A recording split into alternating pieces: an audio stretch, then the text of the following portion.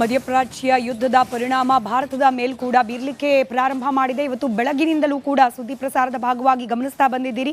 Commercial ಹಾಗೆ ದಿನನಿತ್ಯ ಮನೆಗಳಲ್ಲಿ ಬಳಕೆ ಆಗುವ ಅಡುಗೆ ಅನಿಲದ ಪೂರೈಕೆಯಲ್ಲಾಗಿರುವ ವ್ಯತ್ಯಯದಿಂದಾಗಿ ಗ್ರಾಹಕರು ಕಂಗಾಲಾಗಿದ್ದಾರೆ.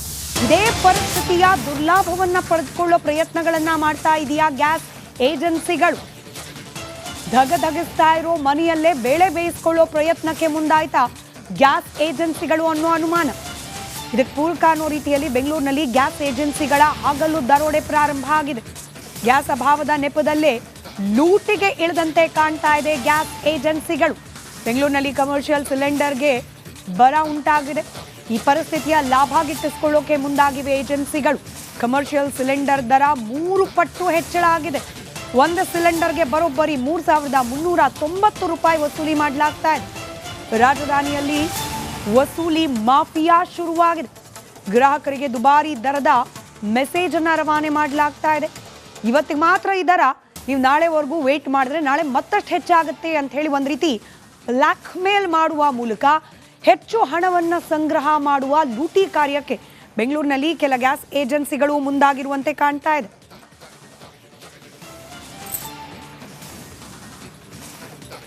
ದೇಶದಲ್ಲಿ ಗಮನಿಸ್ತಾ ಇದ್ದೀರಿ, ಈ ರೀತಿಯಾದ ಮೆಸೇಜ್ಗಳನ್ನು ಕಳುಹಿಸಿ ಕಮರ್ಷಿಯಲ್ ಸಿಲಿಂಡರ್ಗಳಿಗೆ 2 ಪಟ್ಟು 3 ಪಟ್ಟು ದುಡ್ಡನ್ನು ವಸೂಲಿ ಮಾಡೋ ಪ್ರಯತ್ನ ಮಾಡಲಾಗ್ತಾ ಇದೆ. ಅದರಲ್ಲೂ ಇವತ್ತಿಗೆ ದರ ನಾಳೆ ಇನ್ನೂ ಹೆಚ್ಚಾಗಬಹುದು. ಇವತ್ತು ಒಂದು ಸಿಲಿಂಡರ್ಗೆ 3,390 ರೂಪಾಯಿ ಆಗುತ್ತೆ ಅಂತ ಹೇಳಿ ಮೆಸೇಜ್ಗಳನ್ನು ಕಳುಹಿಸುವ ಪ್ರಯತ್ನ ಕೂಡ ಮಾಡಲಾಗ್ತಾ ಇದೆ. ಗ್ಯಾಸ್ ಅಭಾವದ ಪರಿಸ್ಥಿತಿಯನ್ನೇ ದುರ್ಲಾಭ ಮಾಡಿಕೊಳ್ಳೋಕ್ಕೆ ಪ್ರಯತ್ನ ಮಾಡಲಾಗ್ತಾ ಇದೆ ಅನ್ನೋ ಅನುಮಾನಕ್ಕೆ ಈ ರೀತಿಯ ಸಂದೇಶಗಳು ಹಾಗೆ ಗ್ಯಾಸ್ ಏಜೆನ್ಸಿಗಳ ವರ್ತನೆ ಕಾರಣವಾಗ್ತಾ ಇದೆ.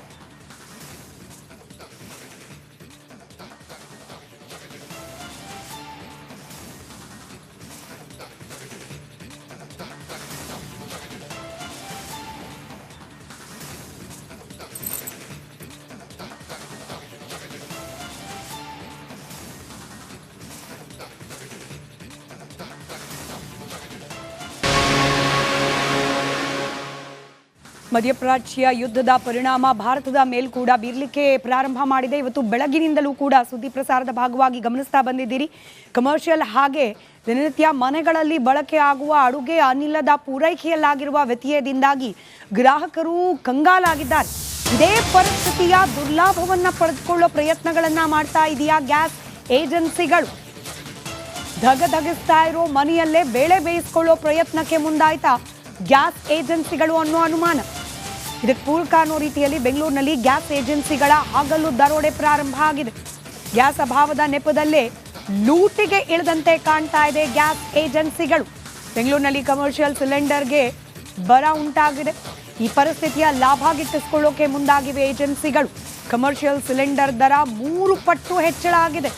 ಒಂದು ಸಿಲಿಂಡರ್ಗೆ ಬರೋಬ್ಬರಿ 3,390 ರೂಪಾಯಿ ವಸೂಲಿ ಮಾಡಲಾಗ್ತಾ ಇದೆ. ರಾಜಧಾನಿಯಲ್ಲಿ ವಸೂಲಿ ಮಾಫಿಯಾ ಶುರುವಾಗಿದೆ. ಗ್ರಾಹಕರಿಗೆ ದುಬಾರಿ ದರದ ಮೆಸೇಜ್ ಅನ್ನು ರವಾನೆ ಮಾಡಲಾಗ್ತಾ ಇದೆ. ಇವತ್ತಿಗೆ ಮಾತ್ರ ಈ ದರ, ನೀವು ನಾಳೆವರೆಗೂ ವೇಟ್ ಮಾಡಿದ್ರೆ ನಾಳೆ ಮತ್ತಷ್ಟು ಹೆಚ್ಚಾಗುತ್ತೆ ಅಂತ ಹೇಳಿ ಒಂದು ರೀತಿ ಬ್ಲ್ಯಾಕ್ ಮೇಲ್ ಮಾಡುವ ಮೂಲಕ ಹೆಚ್ಚು ಹಣವನ್ನು ಸಂಗ್ರಹ ಮಾಡುವ ಲೂಟಿ ಕಾರ್ಯಕ್ಕೆ ಬೆಂಗಳೂರಿನಲ್ಲಿ ಕೆಲ ಗ್ಯಾಸ್ ಏಜೆನ್ಸಿಗಳು ಮುಂದಾಗಿರುವಂತೆ ಕಾಣ್ತಾ ಇದೆ.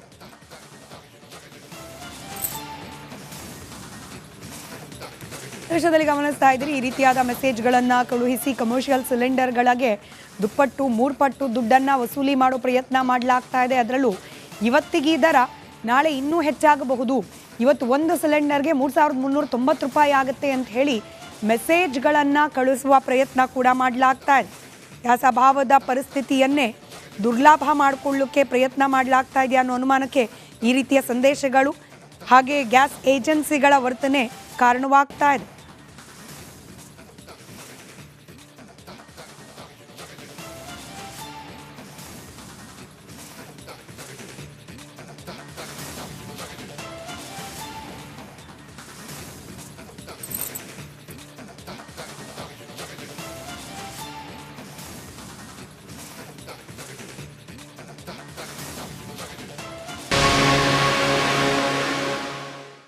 ಮಧ್ಯಪ್ರಾಚ್ಯ ಯುದ್ಧದ ಪರಿಣಾಮ ಭಾರತದ ಮೇಲ್ ಕೂಡ ಬೀರ್ಲಿಕ್ಕೆ ಪ್ರಾರಂಭ ಮಾಡಿದೆ. ಇವತ್ತು ಬೆಳಗಿನಿಂದಲೂ ಕೂಡ ಸುದ್ದಿ ಪ್ರಸಾರದ ಭಾಗವಾಗಿ ಗಮನಿಸ್ತಾ ಬಂದಿದ್ದೀರಿ. ಕಮರ್ಷಿಯಲ್ ಹಾಗೆ ದಿನನಿತ್ಯ ಮನೆಗಳಲ್ಲಿ ಬಳಕೆ ಆಗುವ ಅಡುಗೆ ಅನಿಲದ ಪೂರೈಕೆಯಲ್ಲಾಗಿರುವ ವ್ಯತ್ಯಯದಿಂದಾಗಿ ಗ್ರಾಹಕರು ಕಂಗಾಲಾಗಿದ್ದಾರೆ. ಇದೇ ಪರಿಸ್ಥಿತಿಯ ದುರ್ಲಾಭವನ್ನ ಪಡೆದುಕೊಳ್ಳೋ ಪ್ರಯತ್ನಗಳನ್ನ ಮಾಡ್ತಾ ಇದೆಯಾ ಗ್ಯಾಸ್ ಏಜೆನ್ಸಿಗಳು? ಧಗಧಗಿಸ್ತಾ ಇರೋ ಮನೆಯಲ್ಲೇ ಬೇಳೆ ಬೇಯಿಸ್ಕೊಳ್ಳೋ ಪ್ರಯತ್ನಕ್ಕೆ ಮುಂದಾಯ್ತಾ ಗ್ಯಾಸ್ ಏಜೆನ್ಸಿಗಳು ಅನ್ನೋ ಅನುಮಾನ. ಇದಕ್ಕೆ ಪೂರಕ ಅನ್ನೋ ರೀತಿಯಲ್ಲಿ ಬೆಂಗಳೂರಿನಲ್ಲಿ ಗ್ಯಾಸ್ ಏಜೆನ್ಸಿಗಳ ಹಗಲು ದರೋಡೆ ಪ್ರಾರಂಭ ಆಗಿದೆ. ಗ್ಯಾಸ್ ಅಭಾವದ ನೆಪದಲ್ಲೇ ಲೂಟಿಗೆ ಇಳಿದಂತೆ ಕಾಣ್ತಾ ಇದೆ ಗ್ಯಾಸ್ ಏಜೆನ್ಸಿಗಳು. ಬೆಂಗಳೂರಿನಲ್ಲಿ ಕಮರ್ಷಿಯಲ್ ಸಿಲಿಂಡರ್ಗೆ ಬರ ಉಂಟಾಗಿದೆ. ಈ ಪರಿಸ್ಥಿತಿಯ ಲಾಭ ಗಿಟ್ಟಿಸಿಕೊಳ್ಳೋಕೆ ಮುಂದಾಗಿವೆ ಏಜೆನ್ಸಿಗಳು. ಕಮರ್ಷಿಯಲ್ ಸಿಲಿಂಡರ್ ದರ 3 ಪಟ್ಟು ಹೆಚ್ಚಳ ಆಗಿದೆ. ಒಂದು ಸಿಲಿಂಡರ್ಗೆ ಬರೋಬ್ಬರಿ 3,390 ರೂಪಾಯಿ ವಸೂಲಿ ಮಾಡಲಾಗ್ತಾ ಇದೆ. ರಾಜಧಾನಿಯಲ್ಲಿ ವಸೂಲಿ ಮಾಫಿಯಾ ಶುರುವಾಗಿದೆ. ಗ್ರಾಹಕರಿಗೆ ದುಬಾರಿ ದರದ ಮೆಸೇಜ್ ಅನ್ನ ರವಾನೆ ಮಾಡಲಾಗ್ತಾ ಇದೆ. ಇವತ್ತಿಗೆ ಮಾತ್ರ ಈ ದರ, ನೀವು ನಾಳೆವರೆಗೂ ವೇಟ್ ಮಾಡಿದ್ರೆ ನಾಳೆ ಮತ್ತಷ್ಟು ಹೆಚ್ಚಾಗುತ್ತೆ ಅಂತ ಹೇಳಿ ಒಂದು ರೀತಿ ಬ್ಲ್ಯಾಕ್ ಮೇಲ್ ಮಾಡುವ ಮೂಲಕ ಹೆಚ್ಚು ಹಣವನ್ನು ಸಂಗ್ರಹ ಮಾಡುವ ಲೂಟಿ ಕಾರ್ಯಕ್ಕೆ ಬೆಂಗಳೂರಿನಲ್ಲಿ ಕೆಲ ಗ್ಯಾಸ್ ಏಜೆನ್ಸಿಗಳು ಮುಂದಾಗಿರುವಂತೆ ಕಾಣ್ತಾ ಇದೆ.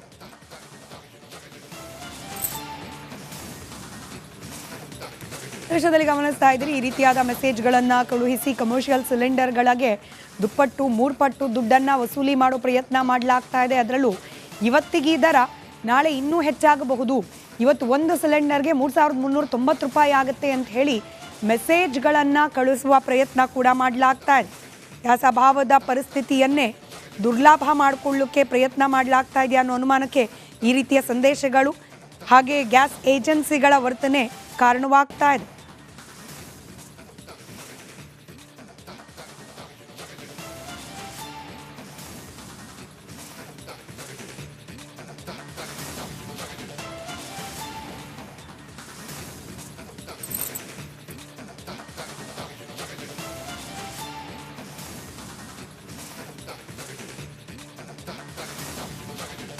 ಮುಂದಾಗಿರುವಂತೆ ಕಾಣ್ತಾ ಇದೆ.